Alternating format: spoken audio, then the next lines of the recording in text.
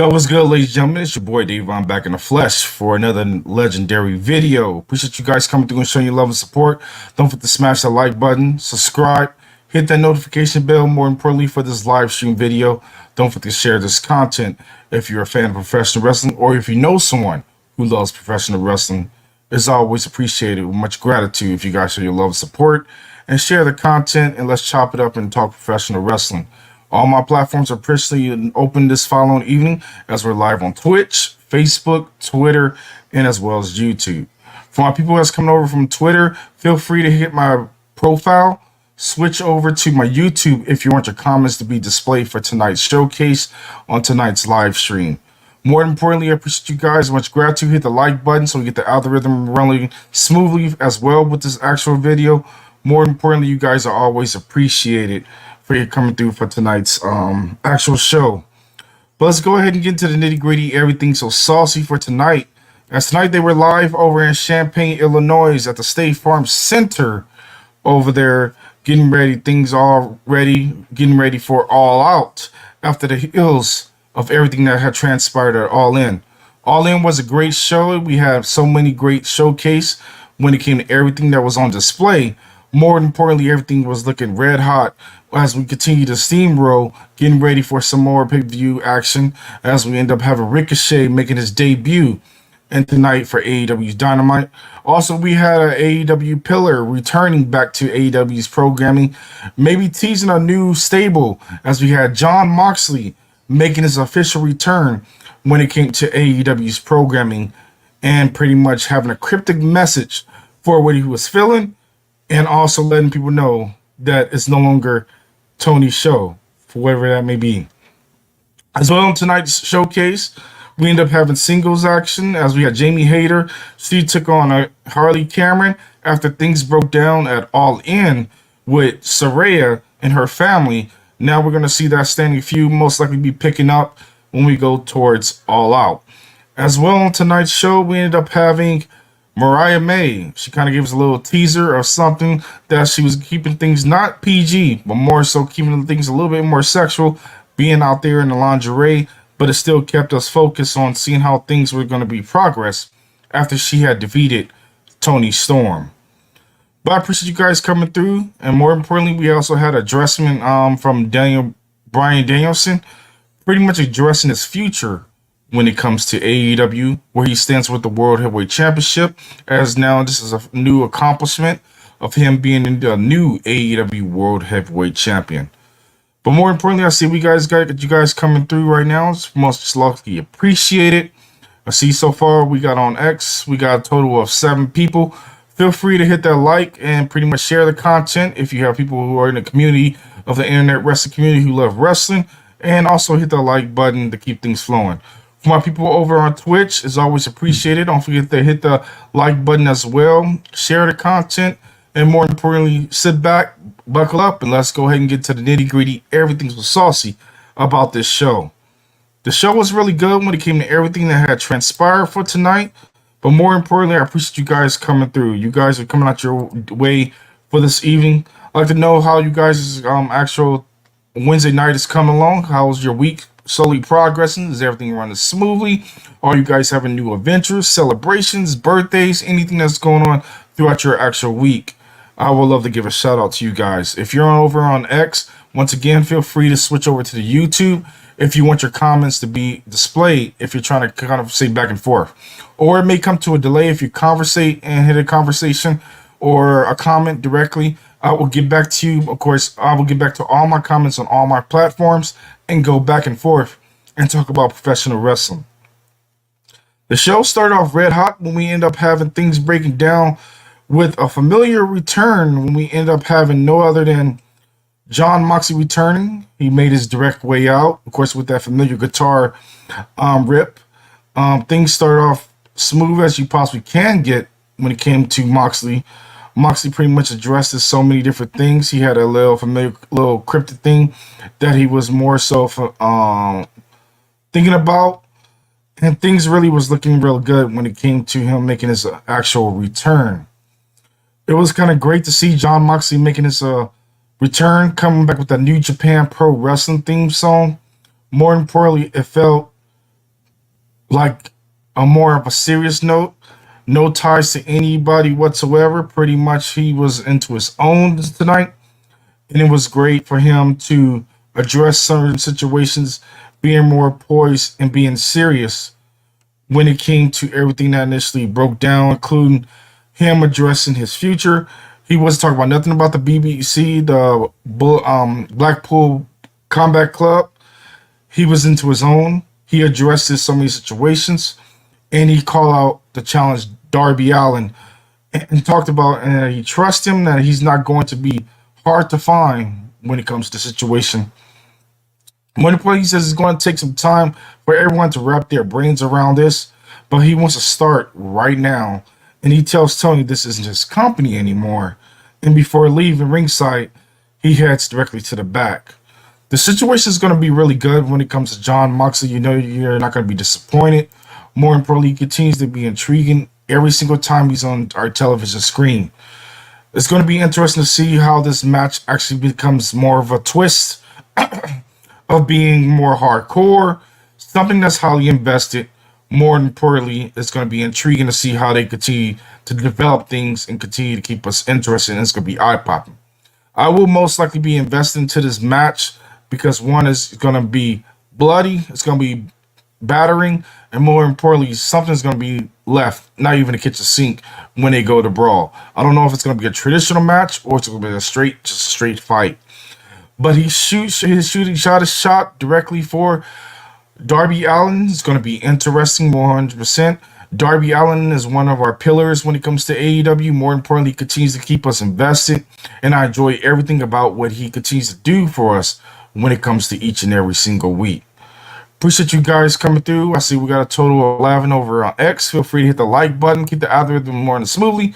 Don't forget to share the content as well. We also have Facebook. We have a total of 10 people involved watching this video. Feel free to share this content. Hit a like button. If you're just coming through, just kind of peeping through, it's free 99 to hit the like button when it comes to this actual video. And I'll show the love and back return if you have any content or live content coming for your actual channel as well. Then we get to Renee Paquette. She's pretty much in an interview with the Conglomeration, who's backstage as well with Hook. Mark Briscoe says that a lot of things has been going on when it comes to everything. He says Big Tom's gonna whip some cowboy ass, and the rest of them are in Tom's action when it comes to the 8-man tag, and they weren't successful in the Casino Gauntlet, but Hook won the FTW Championship back. More importantly, he says that was pretty cool when it comes to the situation. Mark Briscoe always know to continue to be captivating and keep us laughing, and I always love when Mark Briscoe's on our television screen. More importantly, his mic skills are A1 when it comes to everything that he fully addresses. Then he addresses that Willow gets to decide what her kind of ass-whooping match will be when it comes to Chris Statlander and what she's going to get. She addressed the situation that it's going to be a Chicago street fight when they go to battle for the CMLL Women's World Championship at All Out, which is going to be a decent one. This is Tony Khan's really filling the show up really quickly. Hopefully it doesn't be a filler like it was last year and kind of like people weren't invested after being burnt out after everything that had transpired at All In. He also addressed the situation when it comes to other situations. Then from there, he had a word for indefatigability because they weren't unable to be fatigued, and Big Tom has to get some ass whooping when it comes to the Hangman Adam Page. But more importantly, it was a great little segment. It was calm, cool, and collective. I give it maybe a 3.5 out of 5 stars, but it was on point. It was straightforward, and the faces gave us a little jokes every in between, but it was cool seeing that little group being put together throughout the course of the show. Then we get ready for the first night, the match of the night. We got Tomohiro Ishii taking on Hangman Adam Page. This match was smash mouth. This is everything that you really wanted when it came to a true professional wrestling match. It started off the gates with trading elbows back and forth between both guys. Man, they was hitting each other really, really hard when it came to those actual elbows, but they weren't selling them, but they pretty much were connecting directly to the jaw. Neither man was budging an inch and then warring with of course, back and forth. off to the ropes with a couple of shoulder blocks, and then Page goes down only to pop right back up again. Ishii shifted his into a couple of patent chops as Adam goes to meet him directly with a couple of forehead headbutts back and forth into the corner until they initially go to the commercial break. Back from commercial break, they end up going back and forth as Tomohishi end up having a triangle lariat from Hangman, but gets him on the combat and then spikes him with an apron DDT, which was nasty from my personal opinion. Then they traded, went back and forth, and then of course they went for a back suplex, and of course elbows with a couple of blocks, and then the whips as Tomohishi went for a Seattle suplex for a 2 count, which was a decent one. He always does his thing when it comes to being an in-ring performance from Tomohiro. Then things picked up as he was trying to jolly for position, but he's trying to go for an avalanche buster.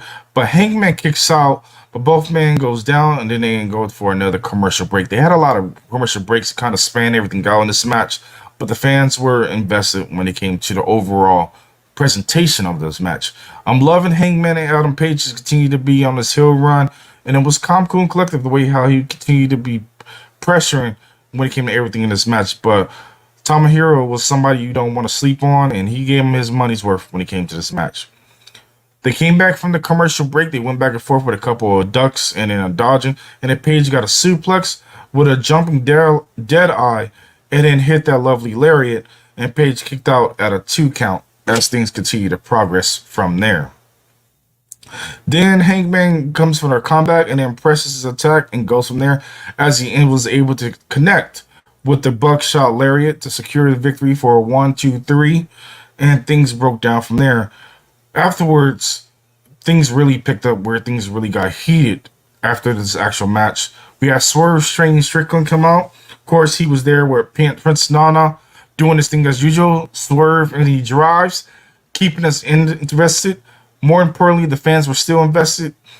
When it came to him coming out, he still was a little bit more on a serious point, but he was all about business when it came to his promo and his deliverance. As I quote, he said he got directly in his face and he said he should be kicking his ass, but he's trying to get involved in his title match from what happened at All In when he got involved on Sunday. But instead, he came here to look Adam Page directly in his face. More importantly, he feels sorry for him, which was straight to the point. He says he became a pulling child, every tantrum, taking it further of his success as Swerve gets closer. Make no mistake, he doesn't have gold around his waist, but he is always be referred to as the world champion.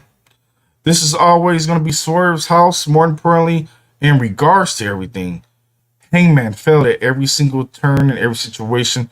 He was in multiple gauntlets. He was as well in the Battle Royal when it came to this following Sunday. And he had so many chances, and he always blew it. Page yells in the face and says he's not the champion of anything, just a piece of shit when it comes to what he felt. He says and then of course, Hangman says he wants Strickland one more time. And he's even on his knees after the situation. He challenged Shane Swerve Strickland to a steel cage match at All Out. You know this is going to be Smash Mouth. They're going to put on a great performance. It's in a steel cage. You know you can get your money's worth. They're going to give us an A1 match as they have with every single match they have given us. But this is going to be bloody. It's going to be brutal.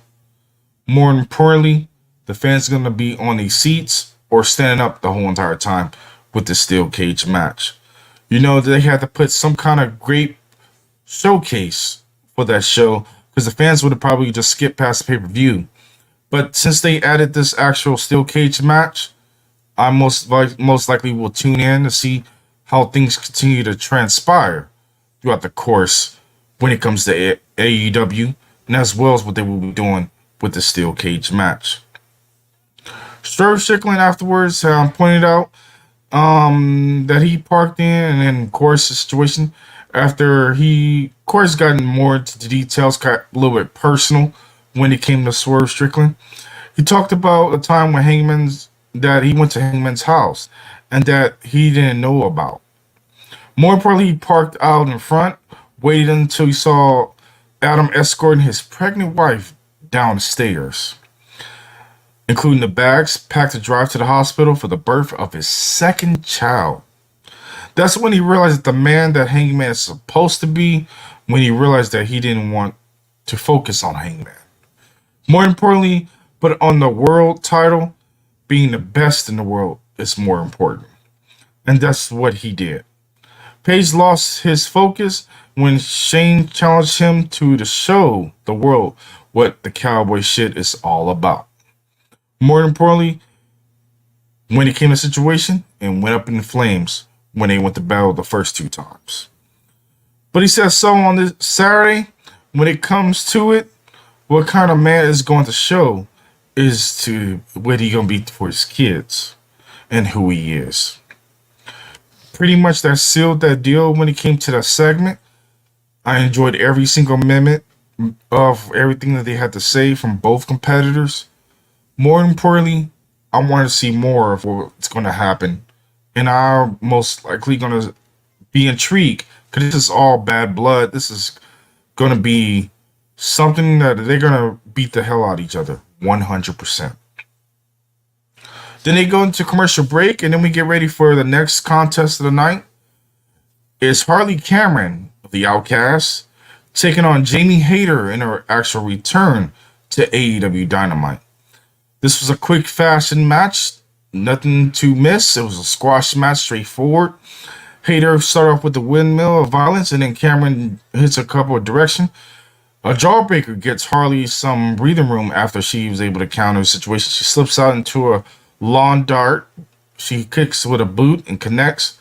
And then, of course, Jamie Hayter was able to counter.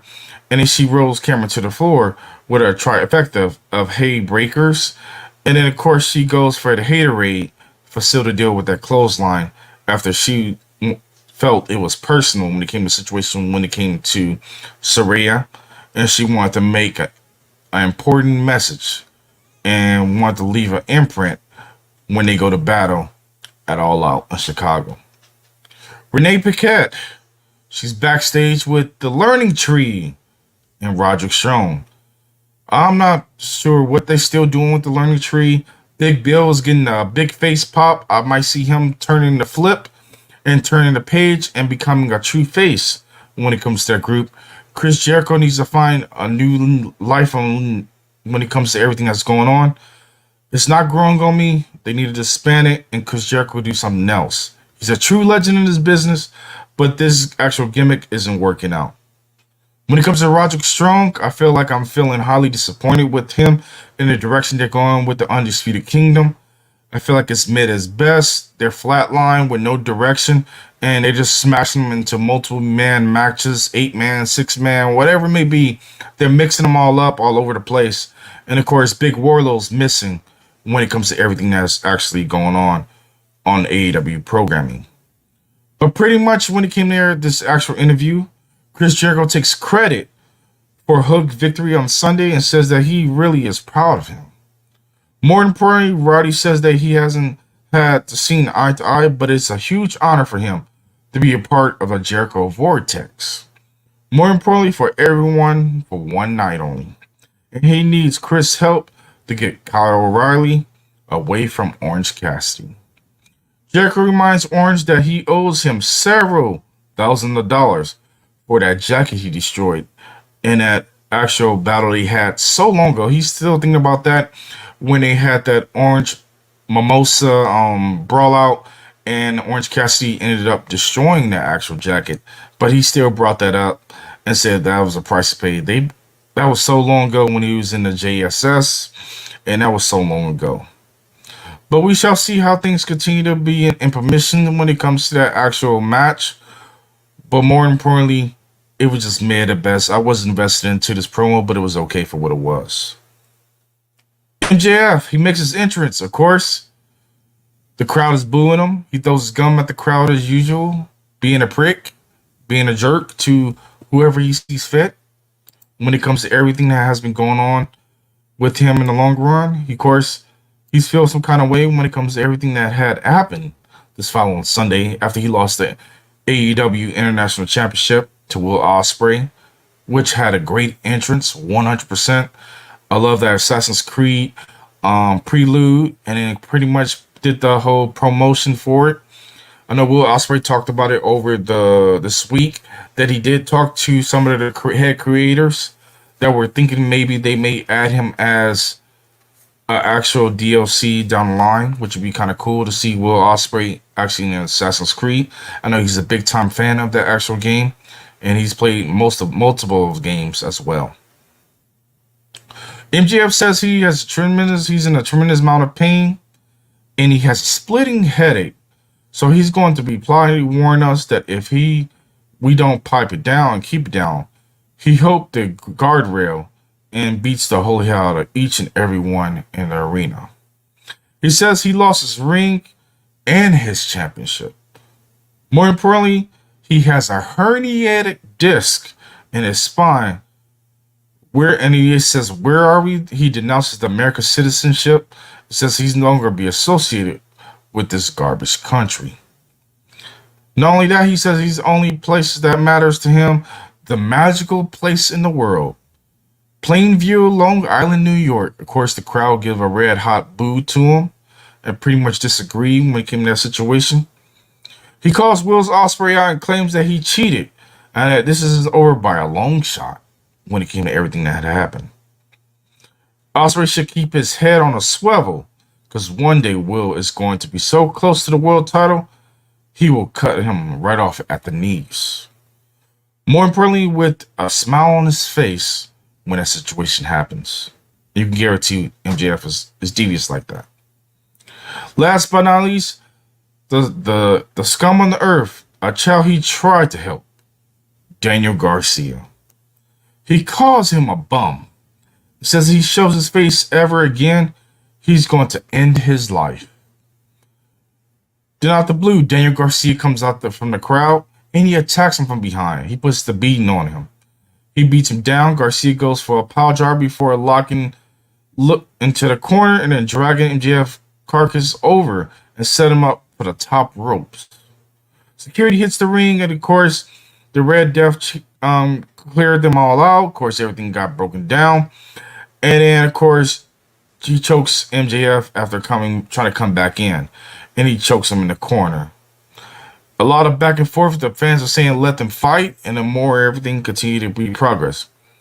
Christopher Danielson eventually comes down. He's one now on the honorary EVP. With more security, MJF slips away for safety on the floor. Garcia tells MJF he pawned his Dynamite Diamond ring so he can get a a round trip ticket to London so he can be there. More importantly, he clipped the wings of MJF. And then, of course, more importantly, he watched him suffer. And then on top of that, he nailed him directly on the dome when it came to the microphone after the situation broke down. This is going to be a standing brawl. I look forward to seeing how things continue to be progress. On a good note, I have to let you guys know as well is that Daniel Garcia has not re-signed his contract. It's due to be up in October. So he still have a little bit of time on AEW's programming. Guess they're going to use him all the way down to the end until he decides which direction he wants to go. He's still indecisive if he wants to go to WWE or if he wants to stay in AEW. But I feel like he will be a better fit for AEW. But if he goes to WWE, there's too many guys there that he'd just be a fish in the frying pan and be sitting there and catering. Then, of course, they hyped things up, following up for Ricochet, who made his AEW debut this following Sunday at All In, which was unprecedented. They gave him the whole red carpet, rolled everything out for him. They gave him the true star treatment with the pyro, the big fireworks, the whole 9 yards. And of course, the theme was kind of similar to X-Men 97 when it came to his actual theme. Then we get ready for the actual next match of the night. Of course, the Smash Mouth match of Hook and a commemoration, which is Kyle O'Reilly Mark Briscoe and Orange Cassidy versus Roderick Strong and the Learning Tree, which falls under Big Bill, Bryan Keith, and Chris Jericho. Jericho and Hook start seeing things off, but Chris quickly thinks better of it and tags in Bryan Keith. They waistlock and tag and take down from Hook as he continue to get Jolly for position with a half-hatchet suplex and then tags in Cassidy. A double suplex cover for a 2 count, and then he tags in Mark Briscoe, and then Big Bill goes back and forth, chopping away each other with a couple things until they went to the commercial break. Back from the commercial break, Jericho and Orange Cassidy go at it, and of course, a full Nelson from Jericho on Orange Cassidy by putting his hands into his pocket. And then, of course, the match breaks down when Bryan Keith tags in, and then Cassidy rolls over and tags Mark Briscoe in to get the hot tag. Mark takes down the redneck with a couple of kung fu chops, and then he goes out to be able to get Chris Jericho and Bryan Keith. Soon enough, Kyle tags in, and of course Bryan, but of course he got stopped and cut off by Big Bill. They cleared the apron and then went back and forth until we were about to see a corner body avalanche off the top ropes. Of course, Big Bill was able to counter the situation and was able to hit a big black hole slam or a bossman slam. They go into another commercial break and continue to intrigue us with a lot of transitional tags back and forth. Everybody was able to get off their spots. Bryan cleared the house, and then, of course, afterwards, Mark Briscoe catches him with a shoulder block off the ropes. Jericho cuts him off with a lariat, and he fires up, and then everybody is cooling off after everybody got taken down. Hook gets into the red room on Roderick Strong. His foot is under the ropes, but the referee, Aubrey Arrow, doesn't see it and calls for the bell for the submission. So things broke down after that situation as Roderick Strong was looking teed off. He was upset about the situation that went on. Post-match, Mike Bennett and Matt Taven puts the boots to Hooks and beat him down while Roderick secures everything on the situation as the security separates him. And the commemoration from the Learning Tree, as well as everybody continues to have a melee brawl back and forth. But things really picked up afterwards when Mike Bennett, of course, the Undisputed Kingdom, put Roderick Strong directly on their shoulders, and Roderick Strong raised the FTW Championship in a celebration from there. Then we go to a backstage segment. Mercedes Moné. Can't have enough of Mercedes Moné. She's always great when it comes to her being a part of the AEW Women's Division as being a TBS champion. She's throwing a party to celebrate her win. Private parties that rolls up. They're chanting the CEO.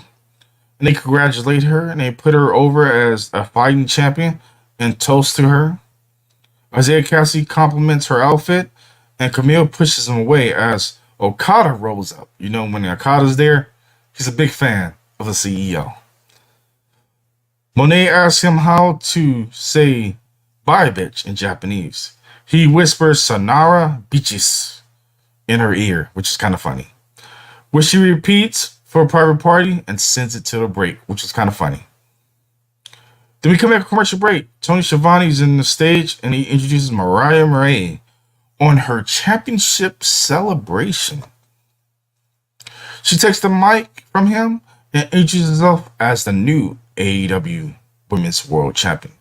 She regrets to inform us of her title celebration has been postponed because she's not doing it in that town. She feels dirty, she's not invested, and she could care less about that city. The city continues to boo her in dismay. She knows it calls for a champagne, but she should be renamed a flat, warm piss beer. And judged by the flat-born women in the audience, it's something they used to showing and shoving down their throats. Among other things, she continued to talk about how desperate it needs to be glamour. And luckily for them, that's everything she is. She's going to take her robe off now, and she's exactly what she means. And she says, look now, never forget, this is your AEW Women's World Champion. Bryan made then displays to the crowd. The crowd, whoever was there, nerds or whoever in between, started cheering her, drooling over the situation. She steps forward, opens her robe, and reveals the title belt, and she's in lingerie before abruptly closing it and says that's enough and storms off from the actual segment.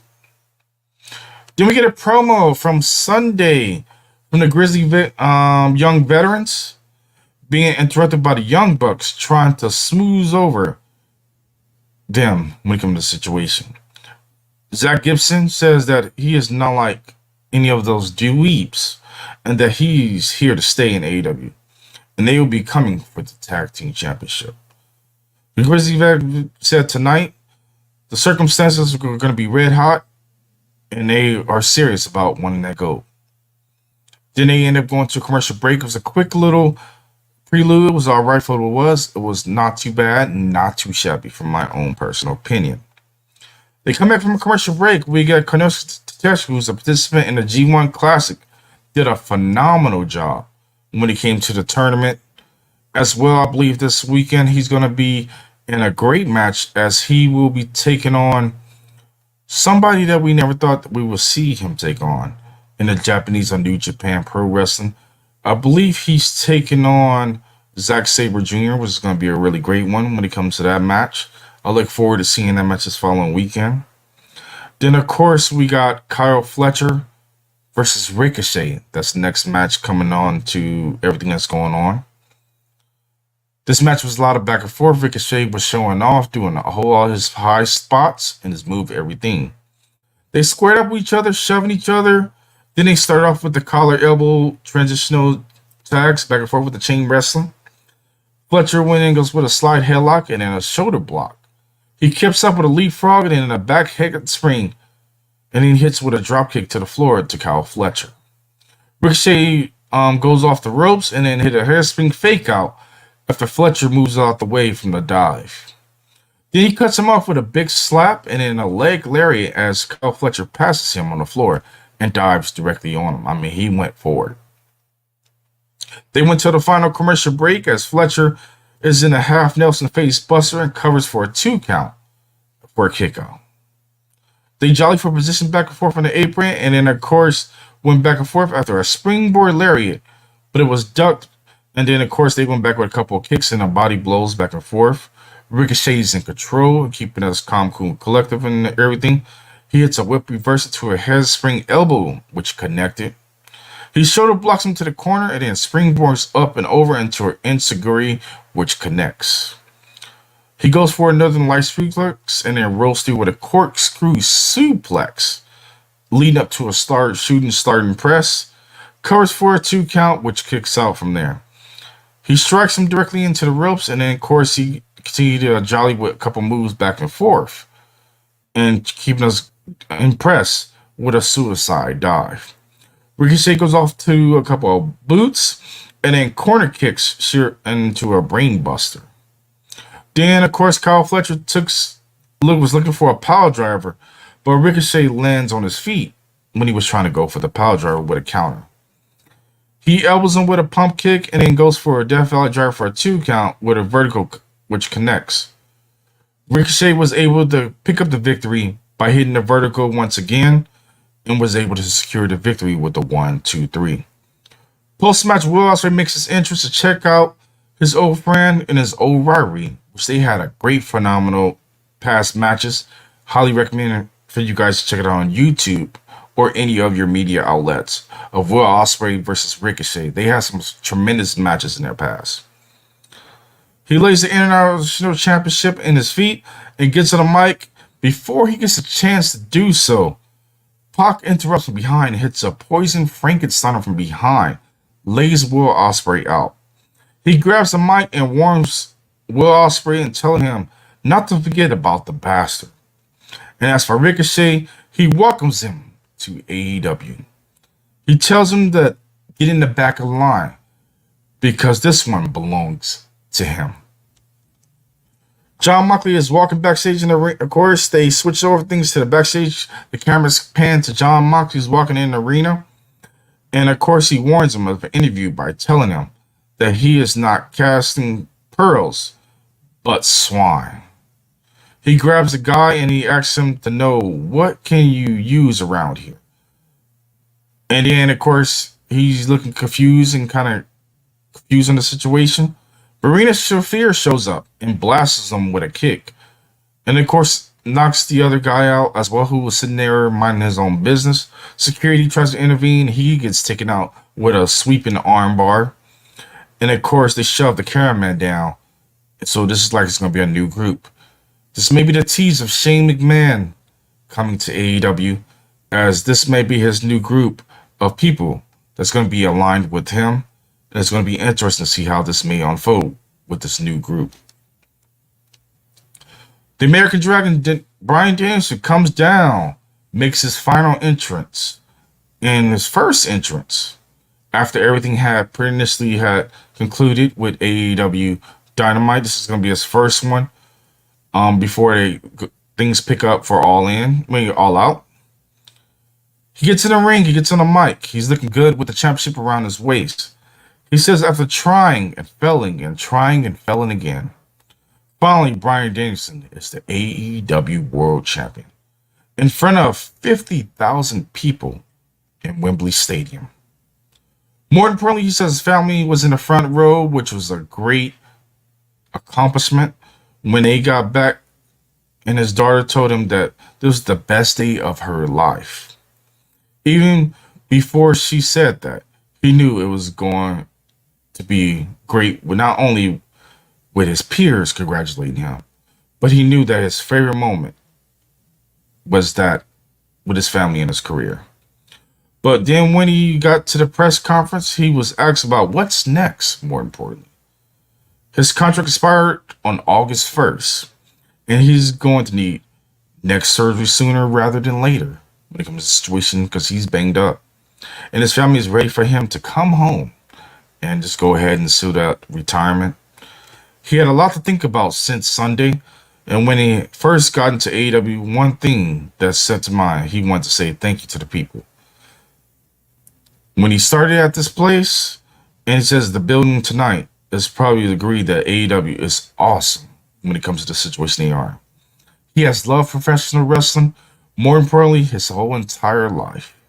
The fact that AEW exists makes wrestling his life better. 100% I agree with him on that situation. When he thinks about the roster back now and everybody that's going to be the future, he thinks that it's probably time for him to go home. But not yet. He is not retired as AEW World Champion. He's going to fight the title as much as he possibly can. Granted, don't get it twisted when it comes to the situation. He said as soon as he loses it, his full-time career will be officially over. That's not going to be anytime soon because he still has heads to kick in and matches that he want to put on his bucket list. So he says in 2 weeks at All Out Chicago, we got a young, hungry locker room, and he's got the AEW World Championship in his grasp, and he's ready to defend it. So first come, first serve. Come get the title shot, whoever wants it. Jack Perry appears on the Tron. He tells Bryan Danielson that he doesn't know his future, but Jack draws his own. Because he created his own future and started it the day he got back there. After everything broke down with CM Punk and all the drama that broke down. And now he's aligned himself with the elite. His future is to retire as the American Dragon and be the world champion. His future and the future of AEW are one and the same. Whether Danielson's future is behind him. But of course, before things broke down, it was pre-tape, and Perry got in the ring and attacked Danielson from behind because Danielson was looking directly at the Tron at the time. He beats him down, he takes his shirt off, and he charges with a running knee. He holds up both championships, the TNT Championship and the AEW Championship. And the show goes off the air when it comes to everything that had transpired. I enjoyed that segment. It was great. It kept me invested. More importantly, I enjoyed everything when it came to that closing.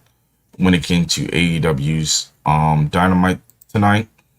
They're building up. They're doing a great job when it comes to All In. I am impressed. I'm looking more to seeing how things continue to pick up with all the drama that's going on, including what so many people are now being signed to AEW, including Bobby Lashley, Shane McMahon, Ricochet, and so many more that will be coming soon. As of course, AEW is looking at talent as well as to pick apart from TNA wrestling. I know they were looking to try to get Josh Alexander, but they missed that boat as he signed a full contract when it comes to TNA Impact. They're also looking at Hammerstone. They're trying to see where his contract's looking like, but I highly doubt they're going to pick him up. They missed the boat as well with the Motor City Machine Guns. They're going to be going to WWE. And in other news as well, we're waiting for the Lucha Brothers of where they're going to align themselves, but most likely they're going to WWE to end their career. That's where everybody wants to go. They want to go to the big motherboard. The company has been there for 50 years, but it's all good though. In my personal opinion, if talent want to go, let them go. It just makes room for newer talent to step up if they're ready to step up. Because AEW is still the secondary long-standing show. They've been around for 5 years. More importantly, I'm still invested in professional wrestling. I'm not a mark for AEW or WWE. I just like great, simple professional wrestling. Great storytelling, great entertainment. WWE is known for their entertainment side of things, and AEW is known for the professional wrestling. But I'd like to know from you guys' point of view, how you feeling about everything. Post your comments down below. Like, comment, subscribe. And of course, you know how this go. I'll catch you guys on the next one. Peace.